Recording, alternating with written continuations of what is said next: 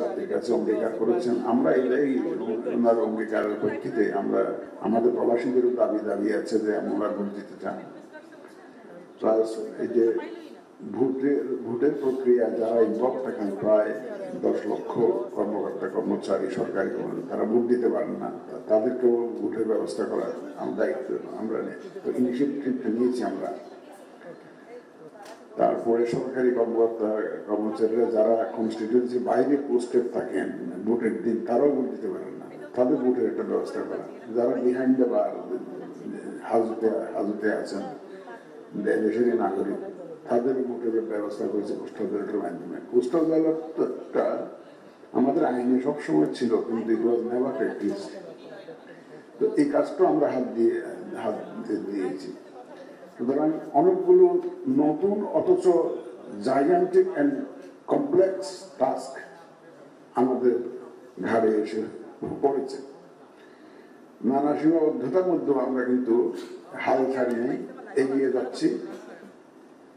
সেদিন আমি বলছিলাম যে ঝঞ্ঝা বিক্ষুব্ধ জাহাজের নাবিকের মতো আমরা স্টিয়ারিং করে নানা চ্যালেঞ্জ মোকাবেলা করে এগিয়ে যাচ্ছি। ইনশাল্লাহ সাকসেসফুলি আমরা পর্যন্ত এগিয়ে আসছি। ইনশাল্লাহ ভবিষ্যতেও যত চ্যালেঞ্জ আসবে ইনশাল্লাহ আমরা মোকাবেলার জন্য প্রস্তুত, এবং এগুলাকে উঠিয়ে আমাদেরকে আগাতে হবে। আপনারা জাতীয় নেতৃবৃন্দ আপনারা আমাদের চাইতে ভালো জানেন, দেশ পরিচালনার দায়িত্বে আপনারাই থাকেন, রাজনীতিবিদরাই থাকেন। সুতরাং দেশ নিয়ে আপনারা কম ভাবেন সেটা আমি বিশ্বাস করি না, আপনারা আমাদের চাইতে কম ভাবেন না।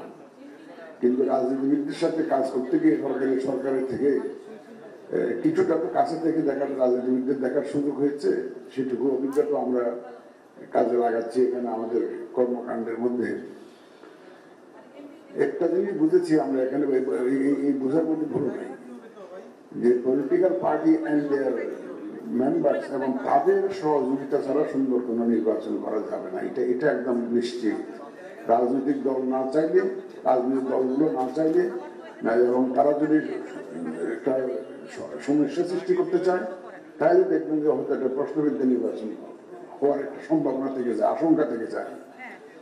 যদিও আমাদের তরফ থেকে যাবতীয় প্রস্তুতি গ্রহণ করা হবে একটা সুষ্ঠু সুন্দর নির্বাচন পরিবেশ সৃষ্টির জন্য আমরা চেষ্টা করে যাবো। আমাদের নিয়ত একদম পরিষ্কার, আমাদের কমিটমেন্ট পরিষ্কার। তো আমরা সেভাবে কাজ করছি, যত ঝঞ্ঝা যত সাইক্লোন ঝড় আসুক না কেন আমরা এটা মোকাবেলা করে একটা সুষ্ঠু সুন্দর পরিবেশ এনশিওর করার জন্য যত পদক্ষেপ নেওয়া দরকার আমরা আমাদের পক্ষ থেকে নেব। এই ক্ষেত্রে আপনাদের সহযোগিতা খুবই প্রয়োজন। দেখেন, পুলিং ডেটের আগে, পুলিং ডেটে অথবা পুলিং ডেটের পরে নানাবিধ সমস্যা বাস্তবে দেখা যায়, ফিল্ডে দেখা যায় ইলেকশনের সময়। তো সুতরাং যাতে এই তিনটা ফেজে কোনো সমস্যা সৃষ্টি না হয় এই জন্য যে নির্বাচনী আচরণবিধিটা তো pre polling, during polling day and also after the polling day, যাতে পরিবেশটা সঠিক থাকে সেই জন্য যেটা নির্বাচনী আচরণবিধি। তো আপনাদেরকে আমন্ত্রণ জানানোর আমাদের মূল লক্ষ্য হলো এই আচরণবিধিটা যাতে পরিপালন হয় সেটা নিশ্চিত করার জন্য আপনাদের সহযোগিতা আমাদের দরকার হবে। আপনারা আপনাদের ক্যান্ডিডেট যারা থাকবেন, যারা নির্বাচনী প্রতিদ্বন্দ্বিতা করবেন, অথবা আপনাদের কর্মী বাহিনী যারা থাকবে তাদেরকে আপনারা একটু দয়া করে নির্বাচনী আচরণবিধি মানার বিষয়ে একটু ইনফ্লুয়েন্স করবেন, প্রভাবিত করবেন, এবং এটা আপনার দলের পক্ষ থেকে নিশ্চিত করবেন, তাহলে আমাদের কাজটা অনেক সহজ হয়ে যায়। দেখেন, এই আচরণবিধি যেটা আপনাদের সামনে মধ্যে দেওয়া আছে, এইটা যখন তৈরি করি আমরা ড্রাফট খসড়াটা আমরা ওয়েবসাইটে দিয়েছিলাম, দিয়ে রেখেছিলাম এবং জনগণের মতামত চেয়েছিলাম। রাজনৈতিক দলগুলো অনেক দল আমাদেরকে লিখিতভাবে তাদের মতামত দিয়েছে এবং আমরা try to accommodate their comments.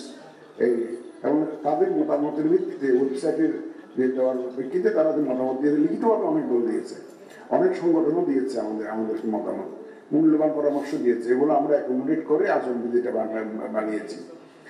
এটাই হচ্ছে আচরণবিধির এই সেই চূড়ান্ত রূপ। এইটাকে আমরা এনফোর্স করবো ইন হাউ ইলেকশনের সময়, এটা বাস্তবায়ন করব। আপনাদের সহযোগিতা পেলে আমাদের বাস্তবায়ন প্রক্রিয়াটা অনেক সহজ হয়েছে, অনেক সহজ হয়ে যাবে। আমরা সবাই এই দেশেরই নাগরিক, এই দেশটা আমাদের সবার, আমাদের ছেলে পেলে নেক্সট জেনারেশন এই দেশে থাকবে। সুতরাং একটা সুন্দর দেশ রেখে যাওয়া, আমরা এই বয়সে এখানে আমার সামনে আমাদের অনেক বয়স্ক, আমার চাইতে সিনিয়র অনেক লোকজন আছেন, পরিচিত লোকজন আছেন অনেক, এবং মান্নান সাহেবরা অনেক পুরানো রাজনীতিবিদ এবং ব্যবসায়ীও বটে, অনেক পুরানো, চিনি অনেক আগের থেকে মিনিস্টার যখন, তখন থেকে আমার সরকারে ছিলাম, দেখেছি দেশটা তো আমাদের সবাই। সুন্দর একটা দেশ রেখে দিতে গেলে এটার একটা প্রাথমিক শর্ত হচ্ছে যে সুন্দর একটা নির্বাচন, এবং সুন্দর নির্বাচনের মাধ্যমে যদি একটা প্রতিনিধি নির্বাচন করে যদি তাদের কাছে হাওলা করে দেওয়া যায় দেশটাকে, তাইলে আমার মনে হয় দেশের জন্য একটা সুন্দর ভবিষ্যৎ মতো নিশ্চিত হতে পারে। এক্ষেত্রে আপনাদের একটা আমরা সম্পূর্ণ সহযোগিতা কামনা করি, এবং আমি প্রত্যাশা করি এই সহযোগিতা আমরা পাবো। আমি আর কথা বাড়াবো না, আজকে আমাদের শোনার পালা, আপনাদের কাছ থেকে শুনবো।